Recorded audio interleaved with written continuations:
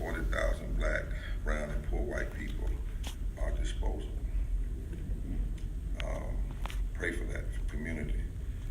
If you're interested in the Poor People's Campaign, you can text MORAL, M-O-R-A-L, to 90975, 90975 to get more information. In Dr. Spearman's absence, he's in Israel. I want to encourage all of us to join us at the Moral March on Raleigh, HKLJ People's Assembly next Saturday as we focus on what we have to do as we continue to challenge extremism in the North Carolina General Assembly. Let's honor all of the past honorees during this time. 59 years is a long time, but the past honorees and those and our awardee today, let's give them a big hand.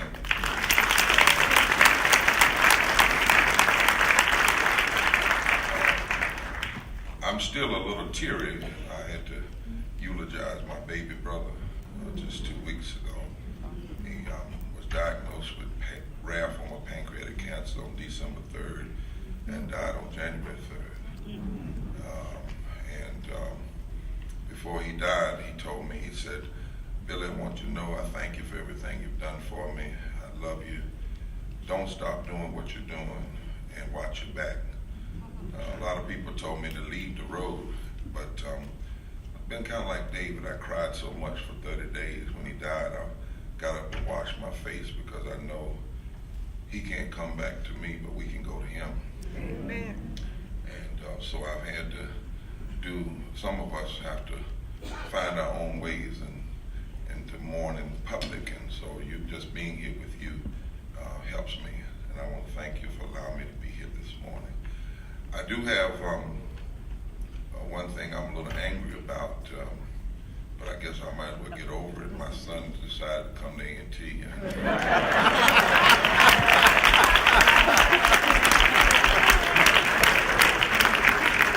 Y'all would clap with me. You know that don't help at all. I got all of them out, but that last baby boy, the one with the swag. So I'm gonna need y'all to take care of my baby boy. I don't want no stuff up here now. He decided to enroll, and Chancellor, thank you for committing to take care of him. He'll be here hopefully in the fall of the year. Love, truth, and justice must fight again. Love, truth, and justice must fight again. I really came this morning to have kind of an open conversation.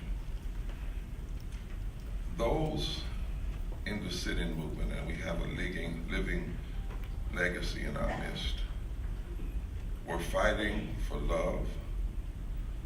They were fighting Justice Fryer for truth, and they were fighting for justice. The segregation signs represented hate. How many of y'all remember what it was like when you just looked at one? Everything about it was hate. And they sat down for love. The signs and the discrimination represented lies. Racism is a lie. It is both a form of insanity and a form of deception. It's insane to be a racist. But look at somebody that has everything you have except colored skin, and then think that God ordained them to be different. That's insane. And then to write laws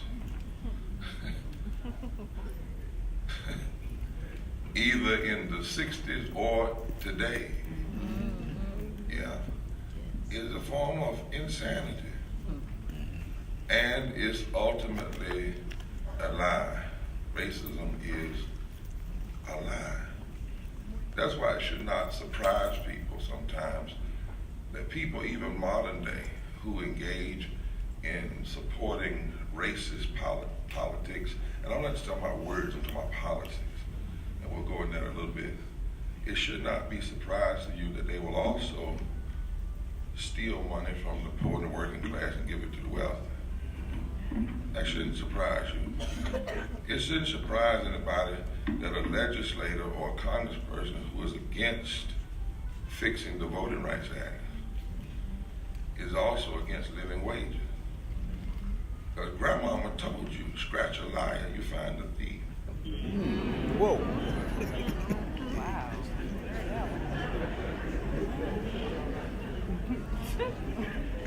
So if you embrace the lie of racism, it doesn't take just a little bit to go right on over and be a thief. But they sat down for truth. The signs and the systems representing injustice, they sat down for justice. All of them knew that in their day there was a national emergency perpetrated by America's original sin of racism, slavery, and genocide. That is America's original sin towards Native people, towards African Americans, towards even other ethnicities, until some of them were able to melt into the larger dominant culture. Now, truth is, the plan for the sit-in and the need to take action and to fight for love and truth and justice didn't begin in 1960. Didn't begin on this campus. And I say that with deep respect. In 1937, Bennett students,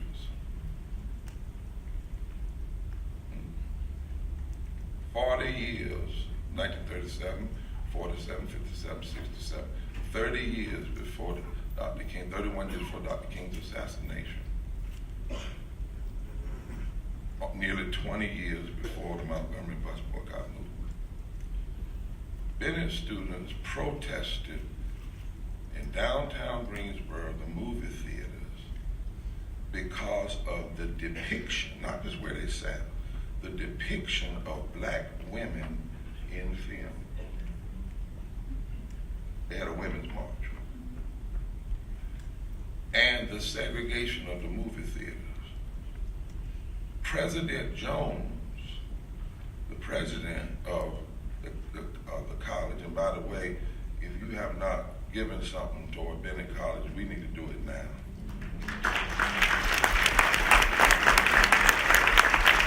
I say that HBCUs all over the country, we either go up together or we're going to go down together. Right. President Jones's daughter, Frances Jones, who was a freshwoman, not a senior, not a sophomore, a freshwoman, she led the protest. And this protest was happening during the Great Depression.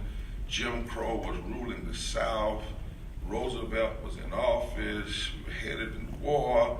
This was not long after a racist by the name of Woodrow Wilson had begun to stop the desegregation of the federal government, who had played Birth of a Nation in the Oval Office 100 years before Bannon ever was there with Trump. I'm just saying.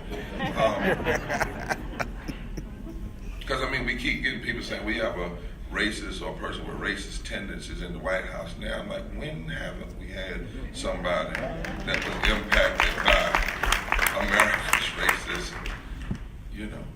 So the FBI called President Jones, visited him, and they were concerned that these fresh women and other women who wanted black women to be depicted right and who wanted to end the segregation in movie theaters in 1937 were probably getting these ideas from communists. They didn't come up with it on their own. They were lefties. I want to throw that out there because that's why I don't use the term left and right. Because you knew where it comes from. They said that these girls, Shirley, who simply said, don't keep depicting black women as mammies and da-da-da-da. Oh, you all are lefties. Not people who were focused on the moral center, but somehow on the left. Or no, you must be communists. Because if you were Americans, you would understand it's supposed to be like this.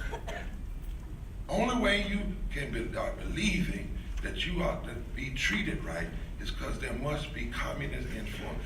And they kind of said to Dr. Jones, if you don't stop this, we're going to come after you and Bennett. And they wanted to meet with him, and he refused. The point I'm making is that what happened here in 1960s has deep roots. And it was a sit-in movement. It was not a breakfast, a banquet. It was not for a day. It didn't just stop with one act. February 1st, yes, but in 3 months, it spread to 55 other cities. 55. 55 other cities. And it was almost 6 months before the desegregation of the lunch counter happened, Monday, July 25th, 1960, after nearly $200,000 in losses, or $1.2 million in today's money. I want you to hear me now. It didn't change because they sent one email. Well, they didn't have email. It didn't change because they sent what they didn't have to take. It didn't change because of somebody going down and saying, we told them one time. 6 months, 6 straight months.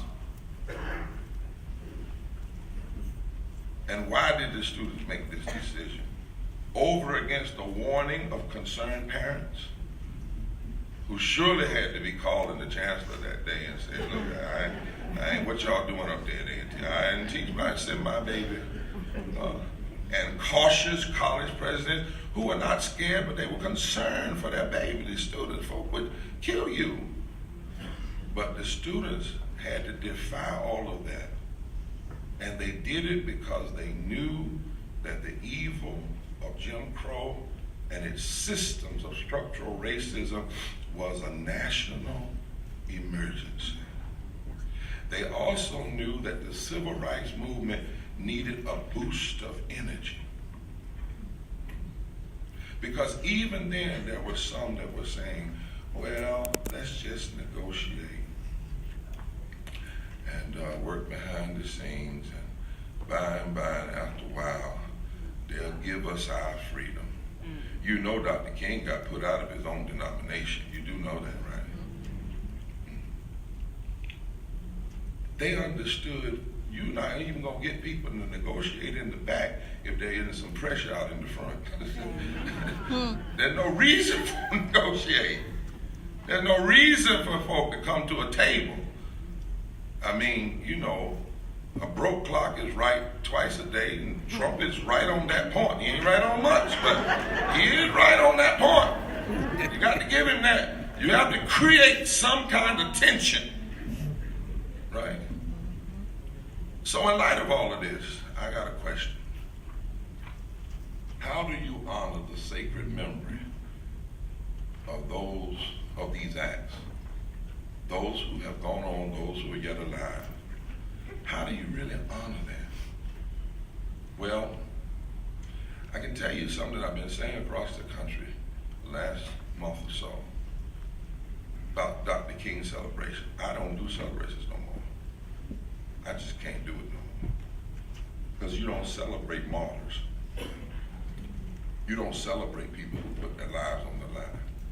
The only true way to honor people who did things to make it different, for better for you, at the risk of their own lives, is to imitate them.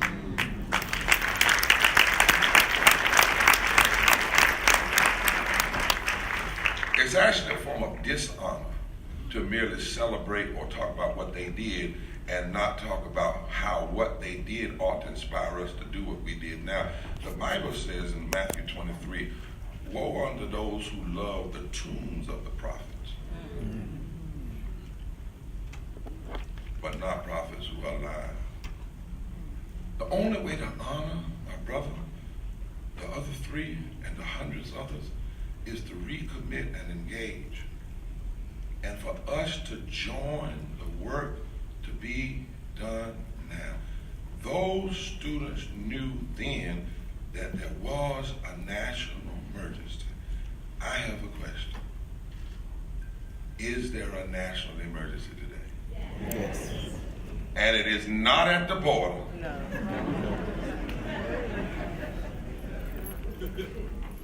Because the truth of the matter is, those trying to come here from Guatemala and other places, three things. Number one, it was our bad military policies in those areas that created the problems anyway. Doing Reagan and others getting on the wrong side. Number two, Texas was Mexico anyhow. It was really there. Texas pulled out of Mexico when Mexico became anti-slavery. You ought not let some of us in the library.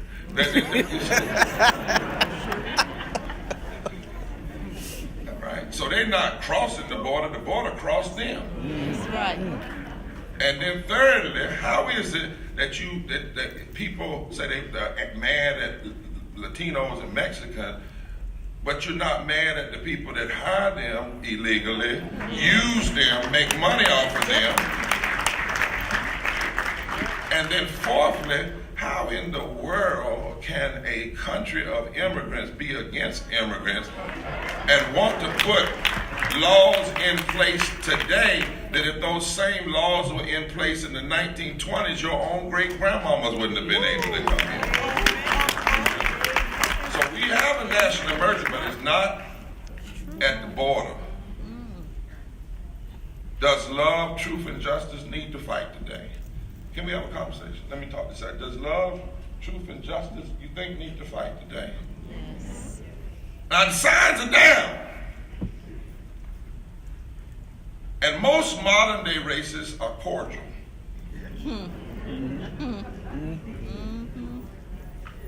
Every now and then they'll slip up like Representative King and people get all uptight about that, or they might do something really extreme in Charlottesville, and almost everybody that has basic sense will denounce that. But some of those folk will denounce that, then go right back to Congress and fight Elmer Adams.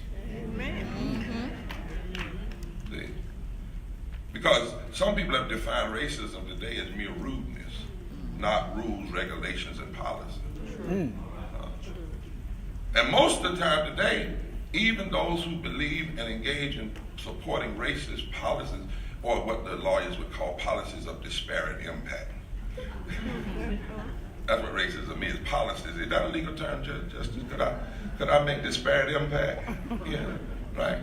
So most of them will talk against verbal racism and rudeness, right? That's why today it is even possible to be black and an enabler of racism. Because you can actually support the policies that create disparate impact.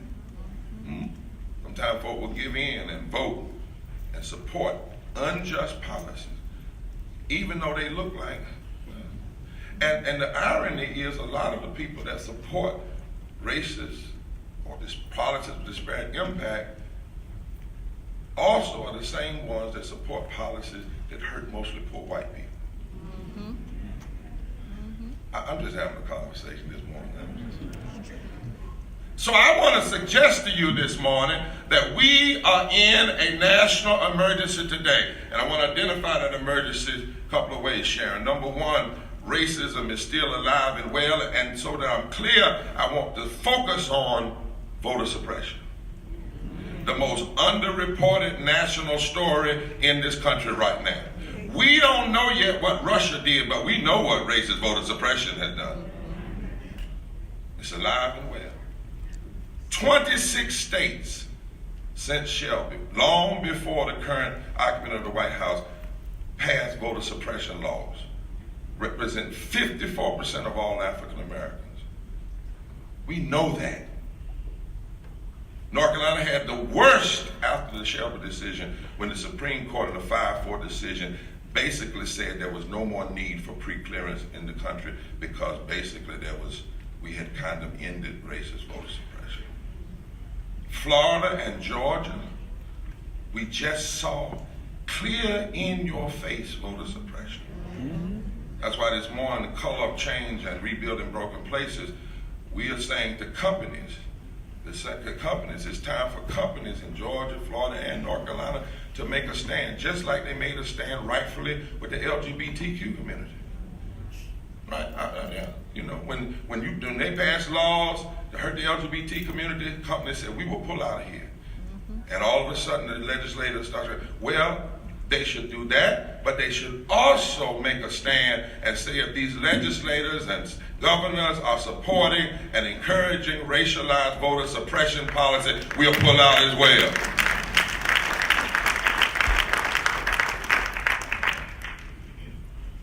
Republicans, you remember this past year, they had these constitutional amendments on the ballot. And one of them actually said, we're going to go back and put in the Constitution what the Supreme Court has already ruled was unconstitutional. And we're fighting that in court. Now, what was interesting about that piece is former Republican and former Democratic governors came out hard against almost all of the amendments except the voting ID. Came out hard on everything else, but that photo ID thing, they just kind of, that is nothing but a modern day poll tax. Nobody was talking about photo ID until black and brown people started voting in mass way. That's when it started. And students on college campuses. Last year, after we in the NAACP and the Mar movement beat the North Carolina General Assembly, that's when they came up with the idea of this unconstitutional legislation.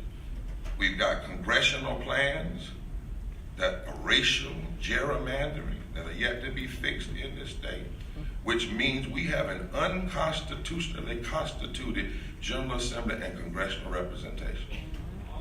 It's not even constitutional, because it's not even based on fair gerrymandering. There are 97,000 people on parole probation that are disenfranchised. There are 35,000 people in prison in North Carolina, and 61% are people of color. And black residents are incarcerated over 4 times the rate of white residents. Why am I talking about this? There wasn't just a national emergency in 1960. There's a national emergency today. Now, you might not see it like the signs, but if you can read the signs of the times and read the legislation and the policies, it's deeper than that. This campus has 1 precinct. I understand that, right? 2, but for 12,000, you're the largest HBCU in the country. And they split this campus between 2 congressional districts. Come on now. And I would suggest that to honor the sit-ins back then means that love, truth, and justice must fight again against this systemic racism, particularly as it relates to voting and voter representation today. Otherwise, we're not really honoring. There's another national emergency, poverty. First of all, the national emergency is you don't even hear politicians most of the time talk about poverty. We had 26 presidential debates in 2016. There are 140 million poor people in this country, poor and overweight, 43% of the American population, and there wasn't one debate on poverty. Think about that. There wasn't one debate on voting rights. in the primary or the general election. Go back, check it out. Not one debate. We have less voting rights today than we had August 6, 1965 when the Voting Rights Act was passed. And not one debate. 140 million people in poverty. 140 million. 43%. The majority of them white women and children. 40 million more whites in poverty and low wage than blacks. But 66% of all black people in poverty. 63 million people who work every day and make less than a living wage. 54% of all African Americans that make less than a living wage. And not one debate, not one presidential candidate was asked, where do you stand and what are your policies going to be to help the poor? Right here in Greensboro is an impoverished food desert. Food in Greensboro. I know we eating good in here, but 53 cents of every federal discretionary dollar goes to the military. More money than we were spending during Vietnam. The average combat soldier makes less than $30,000 a year. The average CEO of a defense company makes $19 million. And the majority of the people are dying in our military from suicide and not on the battlefield. We spend 53 cents of every discretionary dollar on war. Dr. King warned us about that. Others warned us about that. 53 cents. We can blow the world up about 100 times, just the United States alone. And we only spend 15 cents on anti-poverty programs, healthcare, infrastructure, those kind of things. 13 million U.S. households cannot afford water. 4 million families can get up every morning and buy unleaded gas and can't buy unleaded water. Not far from here, you have black and white community people in Stokes County and other people who are suffering from the contamination of coal ash. Poverty is a national emergency. 48% of the people in North Carolina are poor and low income. That's 4.7 million residents. I think that one of our HBCUs or two of them, maybe Central A&T, ought to combine and do a whole institute on poverty and preparing our engineers and our sociologists and our students to address poverty, to push the issue of poverty back into the public square. Because since the war on poverty, we don't even hear the word. It's a kind of attention violence. There are 56% of all North Carolinian children are poor. 1.3 million. 49% of all the women in this state are poor. 2.5 million. 62% of all people of color, 2.3 million, are poor.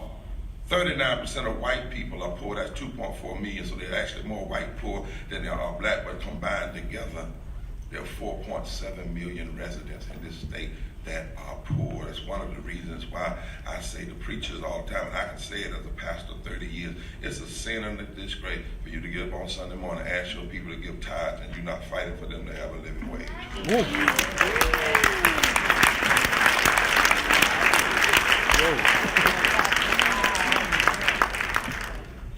9,000 people in this state are homeless, even though we have thousands of empty homes. In North Carolina today, I remember when Alma Adams for 9 straight years had tried to get Democrats, hallelujah, Democrats to raise the minimum wage. She was fighting Democrats to raise the minimum wage. 9 years. I had just become president of it. She said, I'm through. I said, try it one more time, Alma. We're going to organize some people. We got together. She stood strong, put that red hat on. She didn't wear that blue hat. She wasn't playing that day. You got to know what the hats mean. She did her own sit-in. She sat in the committee rooms.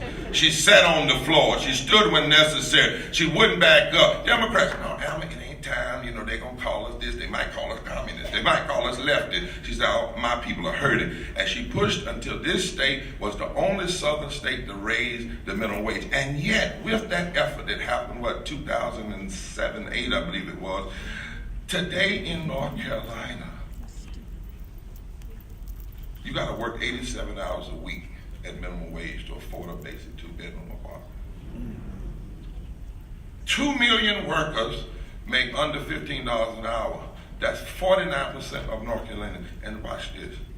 County commissioners, you all know this, We and governors, we give companies tax breaks that come to this state, and most of the time don't even ask for a rider for them to tell us how many black people they're going to hire at the guaranteed living wages. We pay them not to pay our people.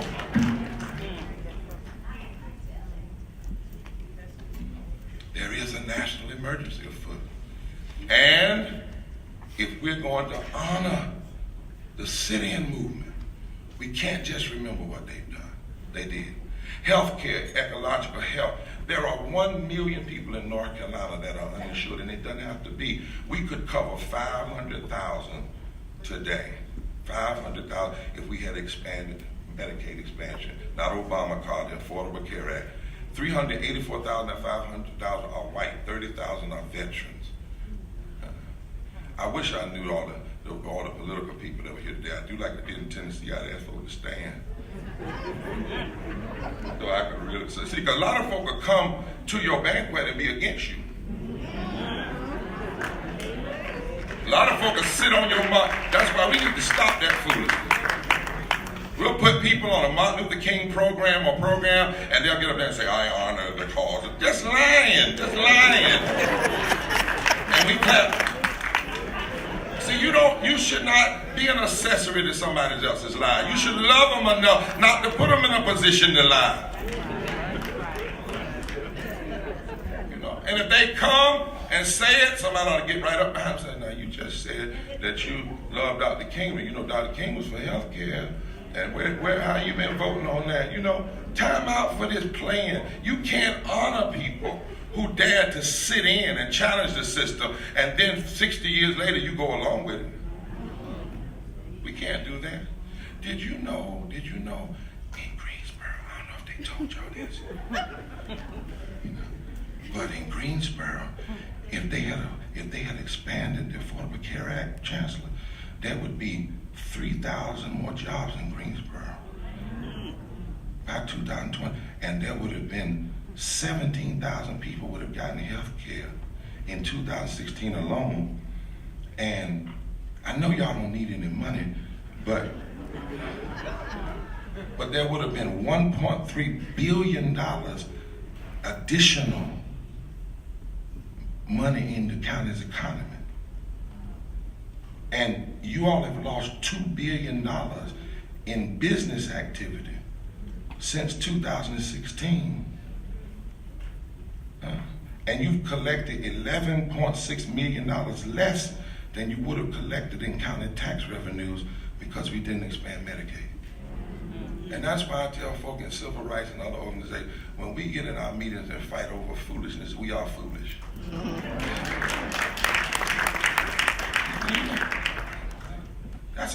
And in light of these national emergencies, I'm going to my seat.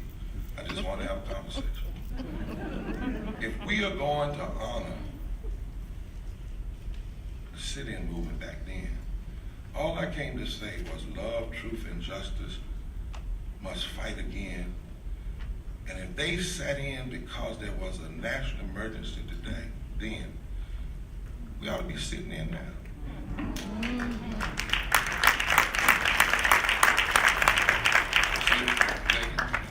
If 12,000 students are being denied fair political representation, the students today ought to say, we're not going to take that. And the adults ought to stand right with them. I guarantee you 6 months or 5 months of sit-in in election of board offices and would change a few things. It's not going to change just because we remember what folk did in the past. But folk not going to just give up that power. If 17,000 people in Greensboro could have had health care, which also means a number of people have died in Greensboro and Guilford County who didn't die because God called them home. They died because the legislature, the governor, did not expand health care, and certain congressional representatives who would have extreme views supported them in that. There ought not be a representative of our state or a congressional leader in this county that can rest because of the nonviolent activity going on at their door and in their offices until this state expands health care for our people.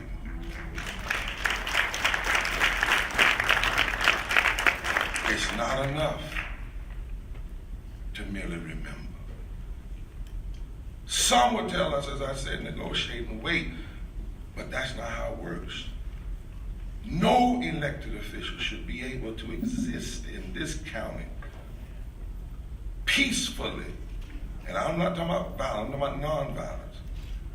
If they sat in then because of the signs, we ought to be having sit-ins now because of the situation. And if we're going to truly honor the four and the others, that's what we have to do. We ought to have targeted actions. I know, Chancellor, I'm trying to stir up something. I am. We ought to have some targeted actions. There ought to be the A&T students and Bennett ought to start it all over again. So people can have health care, so people can vote, so people can feed their family. We have struggles, we have the students, we have social media, and we have strength.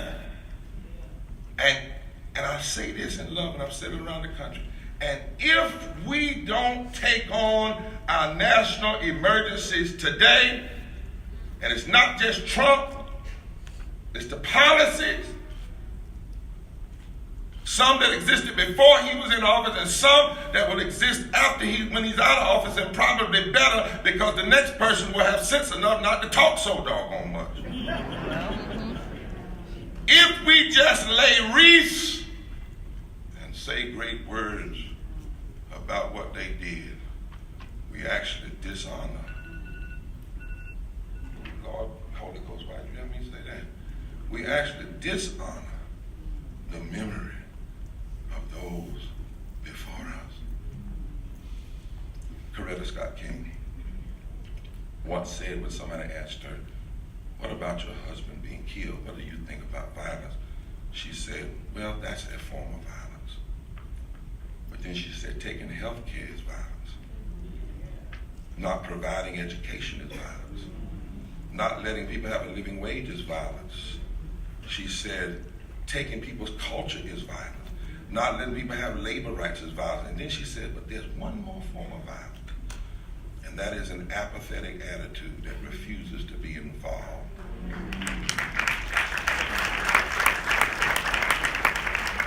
Love, truth, and justice must fight now, again. Why? Because our founding documents of this country tell us that's what we're supposed to do. You know what it says? We hold these truths to be self-evident, that all men are created equal, that they are endowed by their Creator with certain inalienable rights, that among these are life, liberty, and the pursuit of happiness, that to secure these rights, governments are instituted among men, deriving their just powers from the consent of the governor. Now watch this. That whenever any form of government becomes destructive,